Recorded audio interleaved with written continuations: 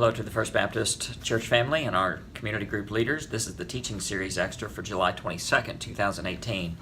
And we have 2 weeks left in our First Peter teaching series. And so I want to talk just for a second about what's going to come next. I'm asking our community groups to join me in a study about community, how we can not just do church together, but do life together. So for the 4 Sundays of August and the first Sunday of September, I'm asking our community groups to study along with the Pastor's Cut and the teaching series on some elements of authentic community. As a resource, a book that I have been reading in preparation for this teaching series is called The Connecting Church by Randy Frazee. You might know this name from the story that Randy wrote years ago. This is a fantastic book and talks about our need for community, that Americans are among the loneliest people on the planet. We're affluent, but we're so terribly lonely.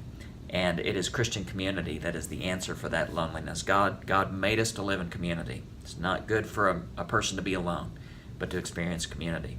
So this week we're teaching from 1 Peter chapter 5, verses 6, 7, 8, and 9. And one thing that I'm not going to talk about in the message I'll give during this teaching series extra. So we are to resist Satan and submit ourselves to God. So often we get that backwards. We end up submitting ourselves to Satan and resisting God. We need to make sure that we're resisting and submitting, and we're doing that in response to the right person, that we're submitting ourselves to God.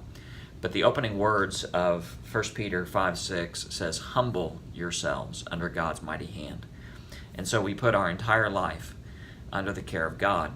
I was at lunch with a young friend of mine who's much more hip than I am, and she used a phrase that I'd never heard before. She said something about a person that was very prideful, that this person was being prideful, and she said that person's really smelling themselves, and I had no idea what she meant by that, and I asked her to explain that.